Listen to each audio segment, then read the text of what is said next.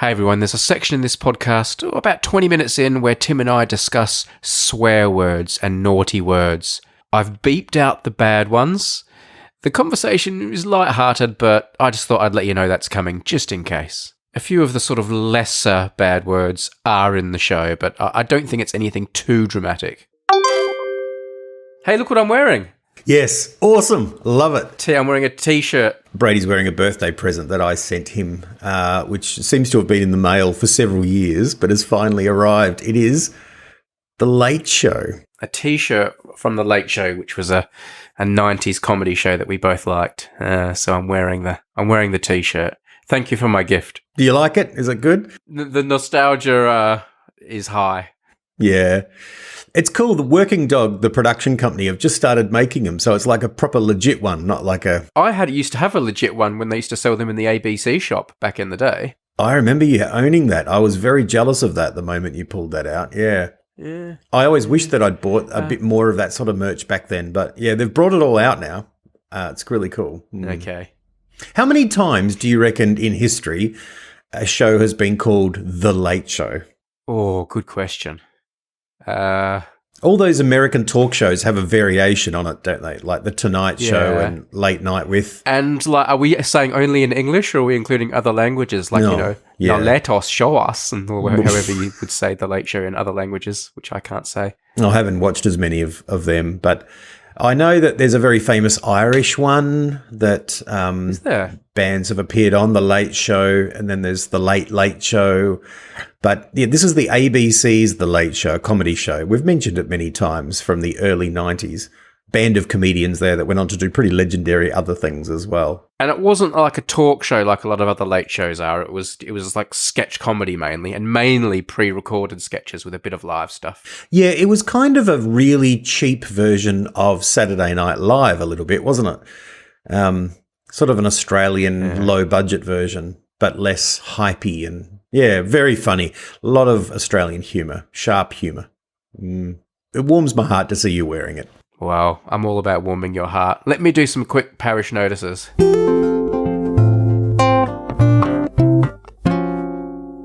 First of all, there will be no Patreon winners announced mid-show today because, as promised, the Patreon winners have been decided not by computer algorithm, but by marble races set up and filmed by Brady. Awesome. Totally awesome. That's great.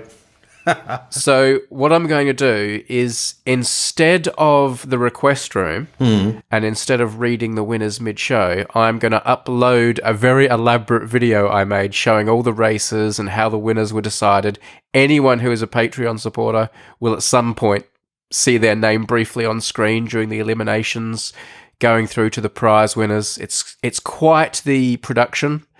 And if you are a Patreon supporter, you can go and watch it on our Patreon site. Links in all the usual places. If you're not a Patreon supporter, what better time to become one?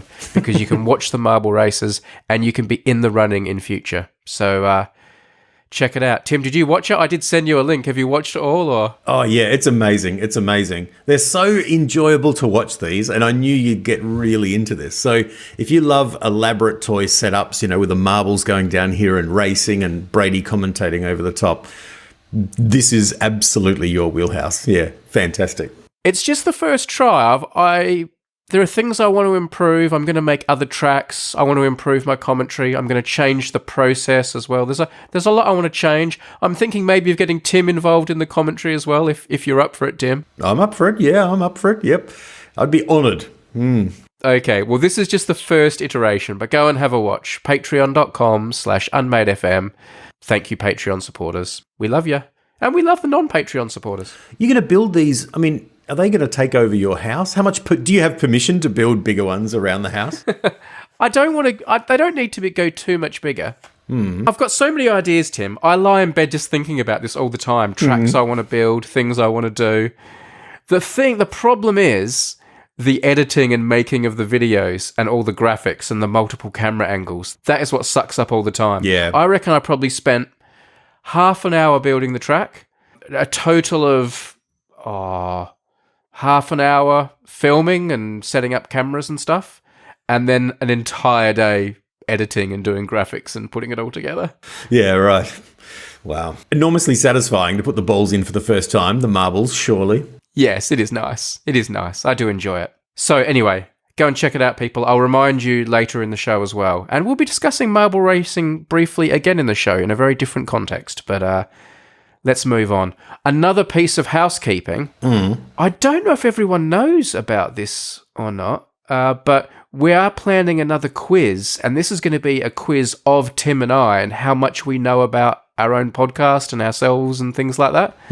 So one of our loyal listeners, Colonel Katrina, is putting together the quiz for us, so we don't know what the questions are, but she's up for contributions and suggestions and questions that you would like to see us asked and challenged with. If you would like to get in touch with such a thing, email Colonel Katrina, or one word, Colonel Katrina, spelling Colonel as part of the test, I guess. And Katrina with a K.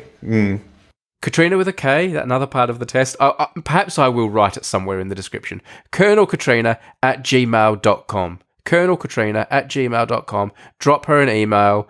I don't know if she's entering into dialogue with these people or she's just accepting the questions or what she's doing. We have very much been kept at arm's length deliberately, but you can get in touch with her if you want to be part of the creation of this quiz that Tim and I will then be subjected to. I maybe need to start boning up a bit for this. Like listening to episodes, looking back over. How do we do that? I think I'd be even more embarrassed by being found out by a lack of knowledge because I have so much more to do with the creation process. And part of me is thinking of questions people might ask and then thinking, what is the answer to that? And do I go and revise? Like, do I go and... I don't know. You can't watch everything. You can't listen to everything again. No. I mean, you can, people. Please go and do it. Please go and listen to everything again. But in between now and the quiz, we can't do that. No. I think we've just got to go in as we are. I think that's, to have integrity, I think that's what we have to do. We are going to be caught short. A little bit like, sometimes you're introducing your wife and you suddenly forget her name, or they ask, how old are your kids? And you sort of stop for a moment and go, God, what are they, like 5? They're older than primary, high school. Where are they? Oh, yeah, no, 15, sorry. Have you ever forgotten your wife's name? No, I haven't, but that was the first example that came to mind. But I'm terrible at names, though. I am at introducing other people, and then suddenly halfway through, I once forgot Colonel Katrina's name on the platform at church. It was terrible. And, oh, gosh, I just had to go with Colonel. Yes, Colonel. No, it happens. But I'm saying that kind of knowledge that you know, but then in the moment you're going to forget. It's going to be like that. And and I've got one of those for you in just a moment. We talked about streaks in the last episode, people that have gone on really long streaks. I talked about my friend Tim that went 1,600 days in a row cold water swimming. I bumped into him in the street the other day and I said, did you listen to the podcast, Tim? And he said, I did. I've got another friend's streak I want to tell you about. He had a friend that ran 1 mile a day, every day in a row, for 999 days. And on the 1,000th day, he got a really, really bad infection, had to be taken to hospital, was begging the doctor, saying, can I just go out and run 1 mile, please? And the doctor said, absolutely not. You cannot. And his streak ended at 999 days. How frustrating. How frustrating. Oh, dear. We heard from lots of listeners. This obviously resonated with people. A lot of people talked about their Duolingo streaks. Have you ever done Duolingo, Tim? I don't even know what that is. It's like a language learning app. I think. I've never done it, but I think it's like an app where you choose a language you want to learn and every day you go on and it helps teach you the language and it teaches you words and how to say them. And so it helps you get familiar with another language, but it's very much built around streaks and doing it every day to help you learn. And people love posting about their Duolingo streaks. So Ellen got in touch and said, my Duolingo streak is currently at 1,885 days. Eleanor says also, I've read my Bible every day for a similar amount of time, but that doesn't come with a built-in streak recorder. Nice work. Niharika is at 1,750 days on the Duolingo. Gravity taught us 1,200 days on the Duolingo. Hugama says, I have tracked everything I've eaten for the past 1,575 days in the MyFitnessPal app. Also, I had a 900-plus day Duolingo streak when my son was born. We were in the hospital for a couple of days when the birth happened, and I broke the streak and I never picked it up again, which just goes to show how important these streaks can be. Sometimes they can be the thing that keeps you doing something. Ferdan said, I'm a creature of habit, so I have a lot of streaks. Like others, I have a Duolingo streak. Mine is 2,062 days, a quarter of my life. But I've also done 288 crunches before bed every day for 3 years and run or biked every day for at least 6 months. Almost every day for a couple of years, but there have been a couple of times where early morning flights have forced me to break it. I mean, that kind of discipline is really quite impressive, particularly to get into a groove for something you may not enjoy. If you're really into something, then it of course it's easier. But yeah, it's a way of building momentum, discipline. Look, lots of people have been in touch. Sorry, I can't read all of them. Cedric used to struggle to drink enough water during the day, started using a tracking app, which has helped a ton, he says. As of today, I've had at least 2 litres of fluid for 690 consecutive days. Are you a good fluid drinker, Tim? Do you drink your water? No. Look, I do, but I'm terrible at remembering it, which is why my wife is constantly reminding the entire family to drink some water. Have you got water? There's water there. One of the things that's helped, I have to say, I've deliberately drunk more water over the last year by adding Ribena into it. Do you have Ribena over in England? Yeah. Does that count? Like, is it making it unhealthy when you put some sugary mixture into it like that? Or are you still getting the water? Is the water still doing what it needs to do? Sure, surely it is. And that's a bit like saying, I mean, I know that there's a line of thinking that says that even though coffee is dehydrating, you're also drinking a glass of water. So you're actually, you know what I mean? It's keeping you neutral.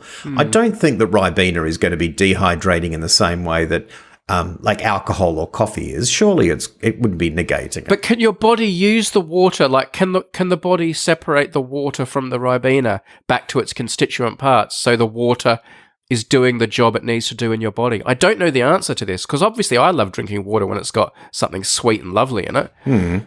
But it's very diluted. I just like to have a little bit of colour in it and just a little bit of taste, and that will make sure. And we have these big glasses, like, because we use jam jars and like bigger jars for our glasses, and I have these really big ones, and you fill one up, and if it's just full of water, it ends up just sitting there.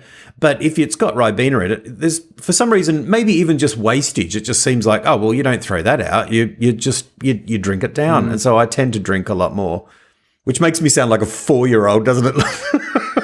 I know, but I do the same thing. Even last night, I took a big 2-litre bottle. This bottle here, you can see I'm holding. Yeah. I have that sitting next to my bed. And yeah, last night I just put a cheeky dash of squash into it, cordial, to make it that little bit more palatable. But I don't know whether I'm defeating the purpose of drinking the water. If there are any experts out there that know more about this, let us know. Is it still counting towards our water quota if it's got a little bit of something special in it? Surely. I mean, it would be some sort of supersonic syrup if it could actually isolate the water in your body. You know what I mean? Facilitate it and being of no rehydration benefit whatsoever and going straight through. I don't know. One thing I do know is that people will have firm opinions on this. They will, on water. Certainly, Yeah. Is it sexist to say? I believe women have lots of hydration opinions. Yes. My wife is deeply passionate about it. Other people that I've worked with that are female have very strong opinions about this. Yeah. Men don't take it as seriously.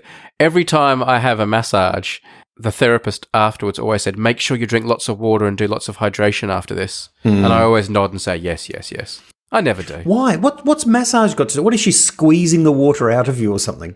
Apparently there's something about massage that is dehydrating and it's important to drink water afterwards because every massage therapist I've ever had like beats me over the head with the importance of it. Maybe because they've moved like stuff around like your lymph nodes or something. Well done, man. That's that sentence isn't going anywhere insightful. Science. Maybe it's just, maybe they're moving it around. It's like, but that's like a waterbed. You move around and it's still in you. That's not like, oh, hang on, having slept on you, waterbed, you better... Oh, it's probably detoxifying. It's Right. probably not about hydration. It's probably the act of massaging probably brings things out into your system that are a bit toxic, like out of like acids and things like that, have gone into your system, and the water flushes that out. That's what it's going to be, isn't it? It's like burst little nuclear storage sites all over your body that was like properly stored for 30,000 years, except the massage has busted them open and now it's seeping everywhere, and they need to hose it down, which is what you do, I'm sure, in a nuclear disaster. Just hose it down. It'll be right. Hose it down. Hose it down. Add more water. That'll do. I heard from Anna said, when you talked about Brady's father bringing him home notepads from work and Brady's son knowing where his father's office is just nearby, it made me think of an idea for a podcast. When I was little, I had the chance of going to my mother's or father's office from time to time. It was like another very interesting unknown world for me, where they spent all day while I was at school. So when I went there, I loved exploring and finding objects. My mother was a university professor. At her office, I loved discovering books and taking a box of chalk and going over to an empty university room filled with empty chairs and playing school. My father worked in a more classical office. In his office, I used to love going to the water fountain and taking candy, which were originally for customers. My idea for a podcast is, what did you love doing at your parents' workplace when you were a kid? This really resonates with me, going to your parents' workplace, my dad's office when I was a little boy, going to the newspaper office when I was little. God, that was exciting to me. Did you ever go to any of your dad's workplaces? Did your dad ever take you to the post office? Well, I have to say, since the age of 3, my parents didn't have workplaces. So Dad had his big heart attack and retired, was forced to retire at sort of when I was 3 or 4. I did before then go to the post office. That's right. He was like the postmaster something or other at the Traralgon post office. So I do have the vaguest of memories of being in a pretty barren kind of room, but with heaps and heaps of rubber bands. That's the cool thing about post office. There's rubber bands everywhere. So I do remember that, but that was very early on. And after that, in terms of being older and getting stationery and playing with it and all that kind of stuff, alas, no, I didn't. No. Yeah.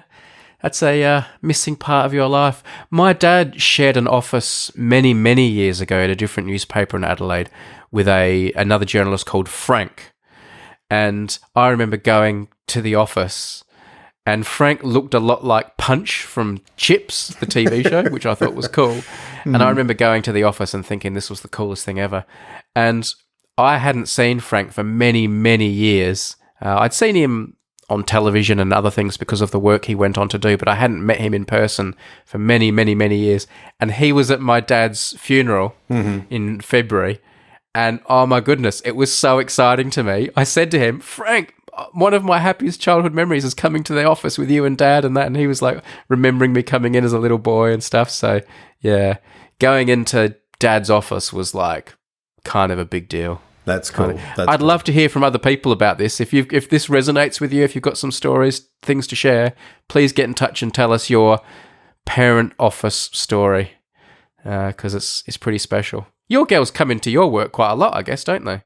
Well, they do. They hang out around the church, and there's like a youth room, and there's all sorts of lounge areas and other offices, but they do love coming in. And because I've just moved offices as well, although if you're watching this on YouTube, I'm not in that tonight. I'm in another office partly because my office is being set up with new bookshelves.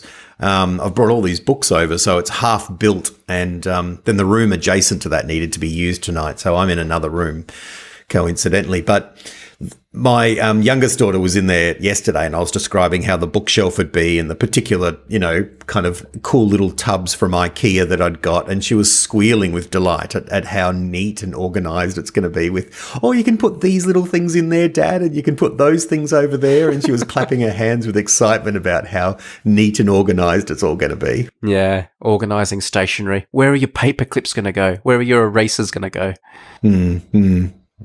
That's very cool.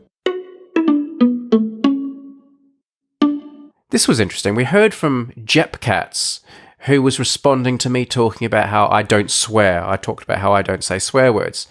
And Jep Katz says, I've definitely heard Brady say taking the piss before, which I'm sure they have because I do say piss. So Jep Katz says, so I assume there's agreement with George Carlin in his interview on 7 Dirty Words that piss isn't a top-tier swear word in the same way as others, at least anymore. I looked a bit further into this, Tim. Obviously, George Carlin's a very famous comedian. And he had this... he released an album, actually, in 1972, but he talked about this a lot. The album was called Class Clown. And one of the tracks on the album was called 7 Words That You Can Never Say on Television. It was a bit of a monologue. He identified these 7 words, expressed amazement that they couldn't be used regardless of context. And a lot of his comedy around that time was based on these 7 words, 7 swear words. I'm wondering whether or not you can guess what the 7 swear words are that you could not say on television. This is from the 70s. I've got 7 words here. I'll give you one because I've thrown a bit of a red herring. Piss is one of them. Right, yes. Okay? Okay. Piss. I want 6 more swear words from you that are on George Carlin's famous list. Presuming you don't know the list. I know you're familiar with George Carlin's work. I know George Carlin, yes, but no, I've never seen that routine, and I don't know. But look, let me start with the heavy hitters and move down from there. Yes. Yes. Very common now, but I mean, even the F word's common now. The president used it the other day on television. What's another word? Oh, look, this next word I think is the worst word. This is the word I never use. Yes. I think that's the worst word. I don't know if he would have included blasphemy or not, but I'm going to suggest perhaps on television in the 70s. No, that's not on the list, and blasphemy is not. None of them are blasphemous. Right, okay. So there are 3 more to go, and of these 3, I'll give you a clue, I'll give you some help. Of the 3 remaining, I would describe 2 of them as kind of compound words, 2 words together, and the third one, I'm surprised is on the list. Right. But it is, it is rude, but I wouldn't consider it a swear word. Well, I want the compound word. I'm going to go with. Although that's very Australian, though, I think, isn't it? Very English and Australian. Yeah. So yeah. But they're not using the words that I've already mentioned with off at the end or anything. One of them is kind of using that, which was always a big debate in his routines about whether it is being duplicated too much. One of them. Okay. Well, firstly, right, okay. Well, is it? No, but that is the word that is included in this compound, kind of included. Oh. No. Okay. Right. How do I... I mean, I wonder if is in there. Is that one of them? No. Right. No. Yes. Yeah. Yes. Get inside my inner Samuel L. Jackson. So I've got 2 more. Damn. No. Well, I remember my mum being upset with me using the word damn because she says that means damnation, like people going to hell. That's terrible. Which words here am I going to beep out, by the way? Like, do you want me to beep out damn? No, I don't want you to beep out damn. And don't worry about the Okay, we've got 2 more. 2 more? One of well, them, hang on. Hang on, bleep that out. Bleep that out. I said that's I can't think of 2 more swear words. Hang on. Just give me a second here to just say I've got is one of them? Close. Compound. Yes. Oh, goodness me. That's a terrible thing to say. Yes, I would never say that. You did say then, didn't you? I couldn't hear properly. Yeah. Yes, I did. Okay. Yeah, sorry. Back to the show. Okay. Okay, 1 to go. And this one, you're going to have to change your thinking a little bit. Right, okay. So it's not so much a swear word or as a word you can't say on television, perhaps. Yeah, go think of it. Do you want a big clue? Yeah, give me a big clue. Think of You're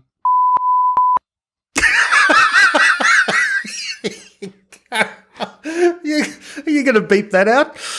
Yep. You can't do Yep. What do you put me into this for? There we go. Thank you for that, torturous. Hey, I'm the one that has to do the editing. Oh, dear. I noticed you somehow got through all of that without ever saying any of them. So, gosh. No, I said piss, and I said, and I would be willing to say, Right. Right. So I'm willing to say 3 of the 7. It's suffice to say that television has changed its standards quicker than you have. And the Unmade podcast has really let its standards go. I tell you what, we've gone into a whole new zone. This should be a special sealed section. Ideas for a podcast. Who's going first? Well, I think I'll go first because I'd like to contain this idea, but I do wonder if you'll beg it to go a little bit longer, and it might be something that can be sprinkled throughout the show. Like we might revisit it later in the show. Okay. I don't have a good name for this podcast, but that's not anything surprising for anyone.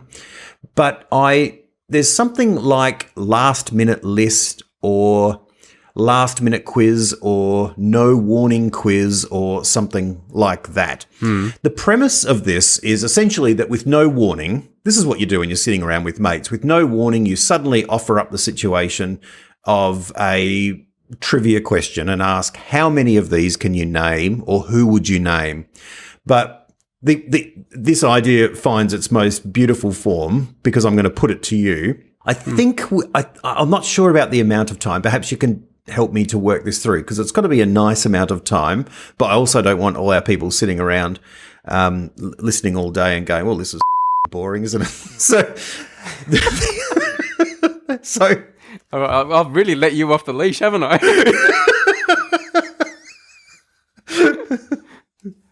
So this is a quiz. This is a podcast episode of no warning quiz, last minute list, whatever name we come up with, and you're the contestant today, and I've invited you on, and I'm saying your challenge today.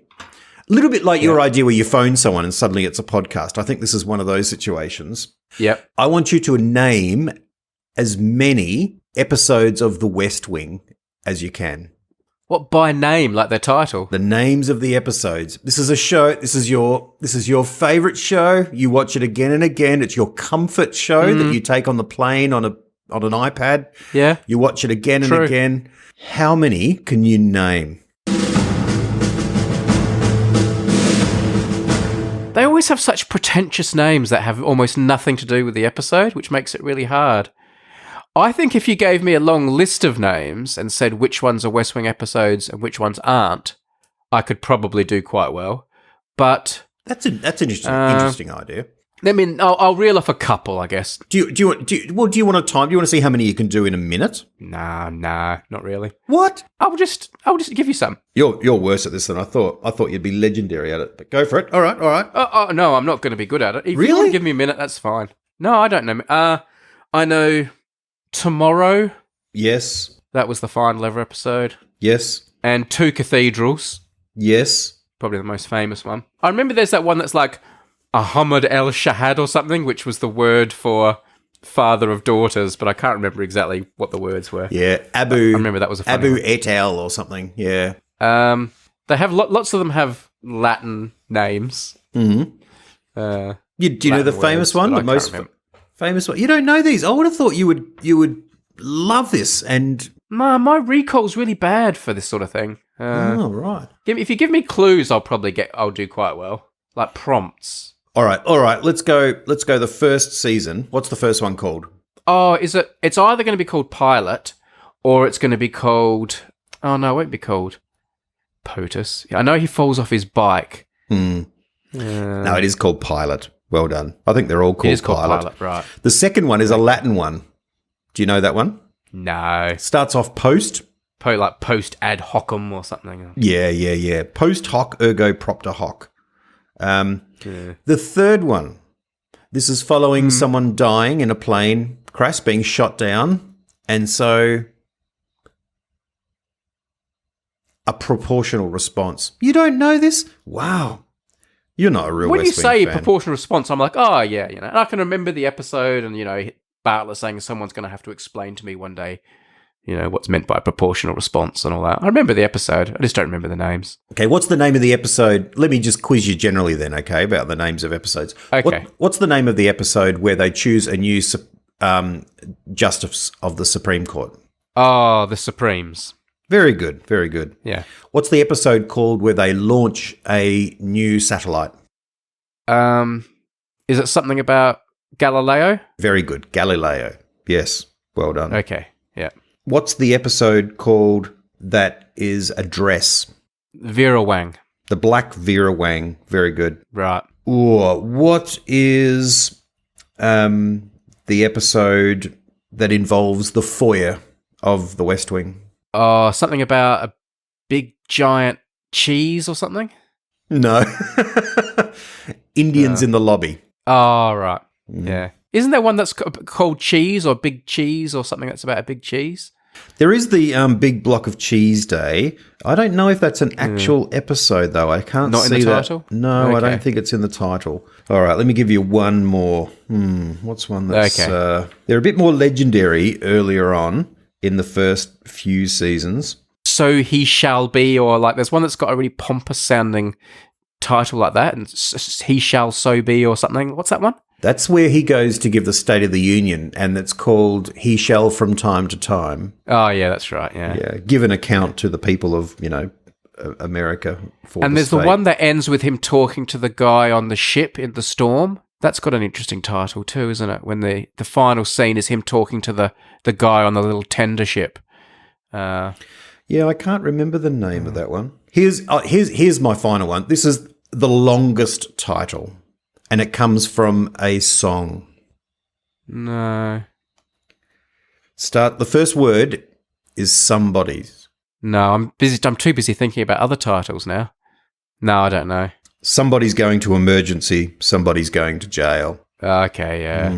And there's one or two that are just numbers, aren't there? Like they sometimes use numbers, like or a number of votes or something. And yeah, the last one is called of season 4 is called 25, but I can't remember why it's called 25. What's the one when John Goodman becomes a president? Oh, and the one where the assassination attempt happens is just named after the place, isn't it? No, it's in the shadow of two gunmen. And what kind of day has it been? Yeah, no. The one that you may be thinking of is when his personal secretary, Mrs. Lanningham, dies. Oh, yeah, the intersection. Yeah, and she's killed in a car crash on the intersection of 18th and Pontiac. Pontomac. That's it. I think it is. Yeah, there you go. Potomac. Sure. Yep. So there you go. I thought you'd be better at that. That's a little bit. No, and I'm really bad at just like recall like that. That's actually I've never been great at that, and I definitely feel like I'm getting worse. But I like your podcast idea, Tim. I do wonder how much this would be incredibly boring for someone who doesn't watch The West Wing and care about The West Wing. Okay. Yes, to be clear, my podcast is not just centered on The West Wing. It would be about other things as well. Yes. Perhaps it could be called Total Recall. Maybe it's something Total Recall could be. Good idea. Good idea. Yeah, I love that idea, Total Recall, because how many of an entire list can you remember? Like all the Beatles albums or every film directed by Steven Spielberg. Yeah, that's good. Things like that. Yeah. Yeah, very good. I sometimes do this, and I know I've done it with you a little bit as well. Name every player in the Hawthorn Premiership team from 1989, and that's brilliant. Yeah. Because I like it. Yeah, naming all the members of certain teams is fun too, isn't it? Because there's always one or two you forget, like who was in that World Cup winning team, and you remember a few famous ones and not the other ones. And I like the idea, Tim. And although if it's the Total Recall of that day is not something you're into, like the West Wing or Hawthorn's football team from 1989, if watching the people try to recollect it is fun enough, then maybe it still works. Would it only be fun if you know the answers yourself and you're calling them out? That's always more fun. If you've never watched The West Wing. Oh, well, clearly no. That's right. Yeah. Unless you like that person stewing. So it's the same people each time and you're trying to give them a different list. Yeah. Like I think people would like that with us if it was trying to put Brady under the pump again and again and I was trying to bring things up. Yeah. There are YouTube channels and social media things that are like that. Can you name the 10 most popular ice cream flavors and you watch the people just try and figure it out? Yeah. I'm really disappointed with your knowledge of The West Wing. I really wonder whether you've watched it at all. I think my knowledge of The West Wing is good. I think my knowledge of titles and names is bad. I'm not sure you can separate them. This is a list of episodes. But anyway, do you not? Really? I guess you get to a point where you click past the name of the episode, do you? You're like, skip recap, skip the titles. As soon as you read them all back, I'm like, yeah, oh yeah. There's not a single name that you've read back to me that I went, oh, I don't remember that. All of them I remember, but I just don't have the recall. Very famously, Hartsfield's Landing is one that's been turned into a stage play and has actually been put on as a production off Broadway. But yeah, Hartsfield's Landing, very good episode. Involves a chess game and the whole works. The Woman of Kumar, right. Gone Quiet, Ways and Means, so many episodes. Very good, very good. Let Bartlett be Bartlett. Yeah, was the one where they do taking out the trash given the title or not? Yeah, Take Out the Trash Day. Yeah. Yeah. And then they got a bit boring towards the end, but they were very clever early on. Two Cathedrals, I think you're right, is probably the most famous one. But again, only for those that, watch. Should we do Spoon of the Week? Spoon of the Week. Let's move on to Spoon of the Week, which is a very, I'd have to say, presidentially West Wingy looking spoon this time. A very elaborate kind of, glam, political, American looking spoon. It's a fantastic looking spoon, Tim. It's one of the best ones you've brought to the table so far. It's very beautiful. And I have to say, it's layer upon layer. In fact, it's chunky. It's almost as thick as it is wide. Well, not quite. It is, though, not political. It's a spoon from the Salvation Army. Now, this is interesting because the Salvation Army is a church Christian denomination, as people know, which has major welfare centres and does incredible work. But as a church, I think still has the weirdest name of all churches. The Salvation Army just sounds so twee, doesn't it, really? But it's massive. And this is a Salvation Army spoon commemorating... Now, what does it say there? It's a centennial spoon from 1980. And it's obviously the Australian Salvation Army because it's got a map of Australia. Oh, indeed, yeah. And a kangaroo. Is it a kangaroo? Yes, I think it is. Oh, yep. It is a kangaroo, yeah. There's a kangaroo leaping. There's a lot going on in the design on the handle here. There's a crown, a kangaroo, Australia with 1980 written in gold, and it says the Salvation Army, Australia Centenary Year. So it must have been their 100th year in Oz. And a bit of colour too. Where was the Salvation Army founded? The Salvation Army was founded... Oh, that's a very good question. I instinctively want to say England, but I... Oh, yeah. It's some guy in... Isn't it some guy in, like, Derbyshire or... William and Catherine Booth? Yeah, Booth. Is that it? Because his hometown, I think, is in Derbyshire, and I've been there. Right, okay. I'm pretty sure it is. Let me look it up. Ugh. Yeah, William Booth, yeah. In the East End. No, Snenton, Nottingham, not Derbyshire. Yeah, Snenton. Yeah, I've been to where. Oh no, and then also Belper in Derbyshire. That's what I'm thinking of. So that's the part of the UK William Booth was from, up around Nottinghamshire, Derbyshire.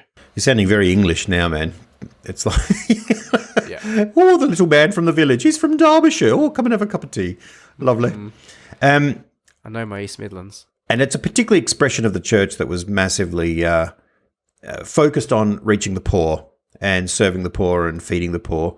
So my father was in the Salvation Army in the Netherlands. So grew up as a young boy in the Salvation Army. But then when they moved to Australia, he remained in it until around the 1970s, when he got more involved in the Pentecostal church, much more sort of contemporary sort of church, and was in that, and that's what I grew up in, that sort of expression of church as a young person. But then right at the end of their life, after I was well gone and married and all the rest of it, they decided to go back to join the Salvation Army again, and my mum joined, and they got really into it, like got uniforms and signed the pledge. They re-enlisted. Yeah, they did, yeah.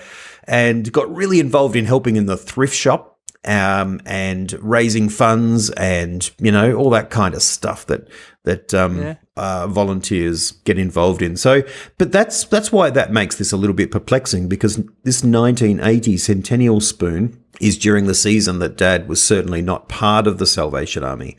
It could be, it could be that back then he just got it, because even though he'd left the Salvation Army, he got a Centennial Spoon. Or it could be that it's just come into the thrift shop in the collection in this more recent period, and he's gone, oh, that's a nice spoon, I'll add that to my collection, even though he wasn't as a more passionate collector then. I'll have that one. I'll pocket that one. So there we go. I tell you what, it's a good-looking spoon. Go to the show notes and have a look, people. It's one of the nicer spoons that Tim has shown us. Do you ever wish there was a Salvation Navy or Air Force?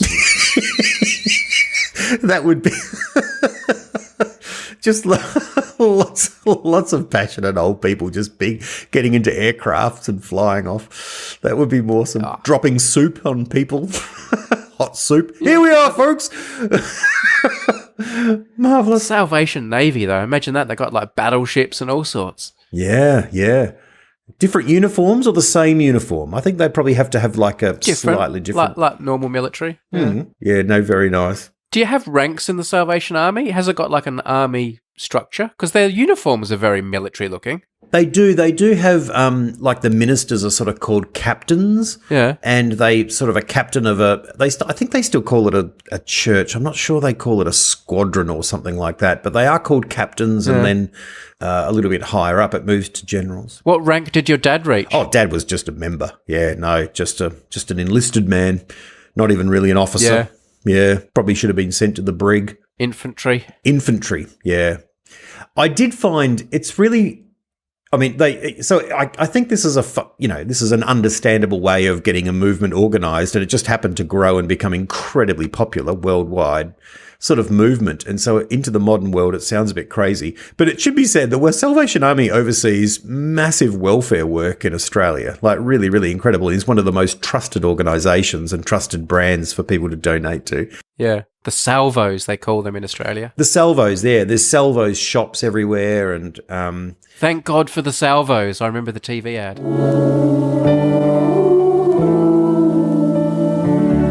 Thank God for the salvos. That's right. Yeah. So if you're starting out today with a brand consultant, it's like, hey, let's call your new movement the Salvation Army. That'd be like the worst name ever. But of course, it rings true, and it's been there forever. So, yeah. My idea for a podcast. I think I want to call it something like Unknown Hero. This isn't unsung heroes. This is unknown heroes. People who have been heroes to you, but you don't know who they were. Well, you don't know who they were, or other people don't know? You don't know. And let me give you a recent example from my life. I was on holiday recently in the Tyrol Mountains near the border of Austria and Italy. And we went up on a cable car, my wife, Edward and myself, the three of us as a family, went up the cable car to the top of this mountain. That's usually a ski mountain, which is why it had cable cars. Yep. Because it was the summer, it was practically deserted up there. People just go up there to go hiking and walking in the grass and the fields that normally would be ski slopes. So hardly anyone up on this mountain, just a smattering of people. All the cafes and shops and things that would normally be open were all closed.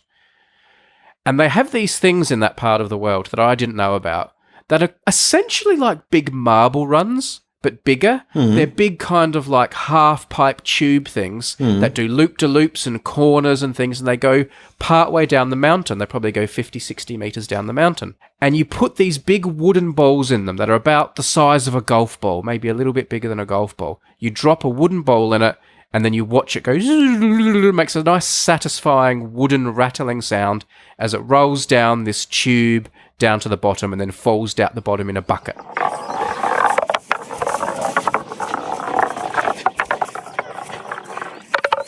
And it's a fun thing that kids do, and it's quite a common thing in the mountains, apparently. They build them almost like public parks where you can go and play on one of these things. So we came up to one of them on the mountain, right? Yeah. And Edward saw it, and immediately his eyes lit up, and he was taken. He so wanted to drop a bowl in. The problem was the wooden bowls that you need to drop in them are sold via vending machines, and you have to put a €2 coin in the vending machine to get your wooden bowl to drop in the marble run as many times as you want and play with it. We had no money on us, and this was a problem. Because we've got a little 3-year-old boy who's seen this ultimate fun marble run. He can see this big glass machine full of wooden bowls, and he just wants one bowl. Please, Daddy, can I have one bowl to drop in the marble run? I'm sorry, Edward, I've got nothing. I've got no money. I've just got my card. Who has money these days? And I don't have euro coins of any... He was so distressed and so unable to get his head around the fact I couldn't give him one of these wooden bowls. I go to every shop, every building, everywhere. The person who's running the cable car, looking for a place that's open or a place that has coins. Nothing. Then this woman comes over the ridge, walking towards us. She walks towards us. She gets to us. One of the only other people on the mountain. I explain the predicament. I desperately need €2. She's got no money on her. She's got no coins. She can't help. But way, way in the distance, she sees 2 other people. She goes, wait here. And she walks off into the distance and walks up to these people. And I see them talking. And then she looks back at me and crosses her arms as if to say, no luck. But then she sees someone else way, way up the mountain in the trees. She goes walking up towards that person. And then she waves back to me positively, comes walking back down the mountain along the path with a €2 coin that I put in the machine. And can buy Edward his wooden bowl, and he spends the next 20 minutes playing with this marble. And we spoke to this woman. I was so grateful, but I don't know her name. I don't know. I think she was German. She was on holiday. I know she was an English teacher. That's all I know about her. But she was my hero that day because I couldn't speak to all these other people up the mountain anyway, because it turns out no one spoke English. Right, even saying I need €2 was almost impossible. But this woman was an English teacher and spoke English, and she got the €2. She was my hero that day. She's my unknown hero. I don't know her name. She came out of nowhere. She then disappeared across the mountain, never to be seen again. But for that 15, 20 minutes, my hero. And I think we all have lots of stories like this. I sometimes hear them on the radio where people tell stories about my uncle had a heart attack and some guy just pulled over and gave him CPR before the ambulance arrived, and then he vanished. And I don't know who he was, but he saved my uncle's life. That's like extreme versions. But I also like the minutiae versions. I spoke to my wife before recording. I said, have you got one of these? And she said, she reminded me of a great story. She was driving in the British countryside on one of those really, really narrow lanes you get in the British countryside. Yeah. But out on the moors where everything was very flat, and you have these ditches where they have little canals next to the road. And some, frankly, dickish driver coming the other way deliberately drove really intimidatingly and fast and kind of almost veered her off the road to get past. Really inconsiderate. Her wheels came off the road. She went into the ditch, and she ended up half in the ditch, 2 wheels in the ditch. Couldn't move the car. It was late. It had just become dark. She was stranded and all alone. This other car comes past, this big old beat-up Land Rover with a farmer driving it, sees the situation. My wife explains, look, I'm stuck. No phone coverage where she is. This farmer says, I'll come back in a minute, drives away, comes back 10 minutes later with a tractor from his farm, hooks a chain onto her car, pulls her out of the ditch with his tractor and a chain, so her car's back up on the road, and she's able to drive away. She doesn't know his name. He was just a mystery saviour, an unknown hero. Have you got an unknown hero, Tim? Oh, there's been lots over the years, yeah. I remember pulling over late one night and someone else the car breaking down. I can't even remember what the issue was, but another car pulling over, a guy just walking over, helping. You say thank you before you get a chance to sort of really what's going on. He's just gone, just not standing around looking for a selfie and a thanks, not looking for any glory, just like, there we go, should be all right, mate. Off you go. Bang. He's gone. Yeah. The other kind of hero that I like the little generous hero too. Like, I've had some moments, it's happened a couple of times, and I've started to make it a little bit of a practice sometimes when you're meeting with someone at a cafe, and then suddenly you see there's someone else in the cafe, and so you do the quick little, oh, g'day Bob, how you going, all the rest of it and all that sort of stuff. And then he goes to his table. And then you just keep meeting and with your person, and then Bob, goes, finishes his coffee, pays, and he's left.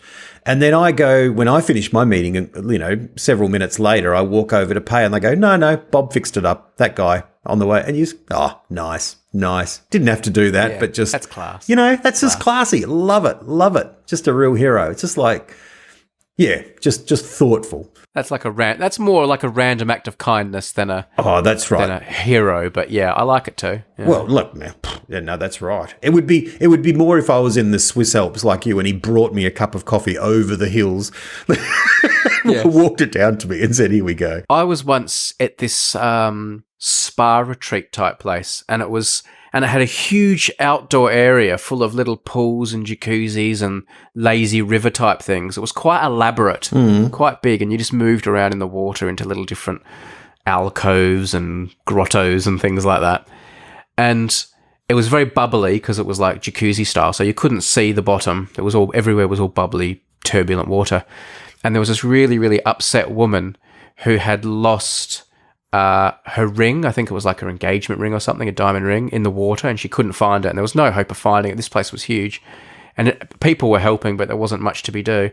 And I just started walking around like the 20, 30 square meter area that she was nearest to, just feeling the bottom with my feet, just trying to find it. And suddenly I felt the diamond on my big toe, and I like reached it deep into the water and pulled out the ring and said, "I found your ring," and I gave it to her, and it was miles from where she was looking. Did you get down on one knee when you handed it to her? Here we are. I've waited a long time. She was for this. so happy, and so grateful, and then I was able to just disappear into the bubbly mist as a hero, as the savior that found her ring. Did you just lower yourself down into the water and then, like Batman, just gone? Yeah, more than random acts of kindness. If you've had someone who has saved the day for you, but you don't know who they are, tell us your story. Who's your unknown hero? Unknown hero. Yeah, no, that's good. I mean, that's good. I'm trying to think if there's a better title, but I guess that just says what's in there. I know. I agree. It's not perfect. It can't be unsung hero because they're being sung on the podcast. Yeah. It's more the anonymous. It could involve anonymous hero, anonymous savior. But yeah, I want it to be people who to this day you don't know who they were, but you still feel like you owe them a debt. How did you thank this woman who came back with the dollar? Did you bow down and worship her? Like I was so there's nothing I could do because I had no money. I had nothing to give. I mean, I could have got her email or address and said, can I send you an Unmade podcast spoon? But I didn't. Well, I mean, she wouldn't want anything, would she? Oh, here we go. Here, you can send me a reward later, Did you hug her or shake her hand or? It didn't feel right to hug her, but we were really grateful. We had a really nice chat with her. But it was a really weird situation to be on a mountainside because Kylie, my wife, was saying, what can we do? Where can we get the money? And I said, well, people will walk along this path from time to time. We can just wait till someone has €2 and ask them. And she was like, no. She was really uncomfortable with that because essentially it just involved begging for money in a public place. And she wasn't comfortable with that. But I had like an upset 3-year-old and I would do anything to get him that bowl. I would have smashed open the vending machine.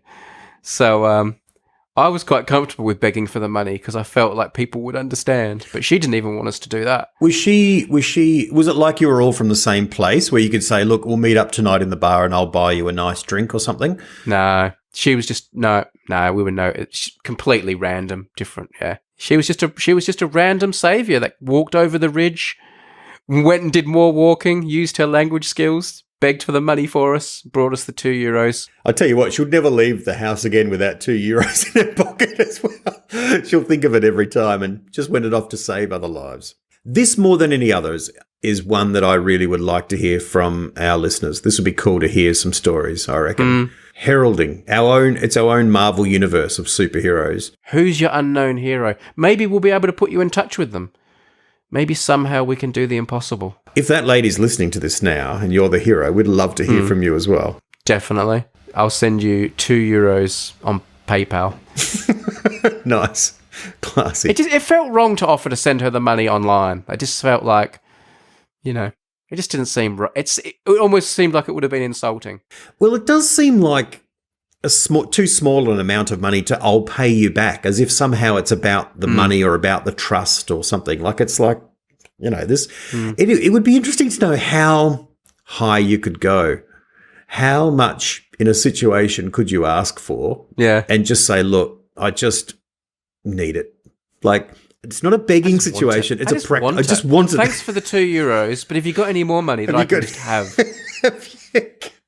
What else you got? What? Just stuff. Empty your pockets. Yeah. What's going on? Just those keys. What car have you got? Is that a BMW key ring? So, do you really want that? Could I have that?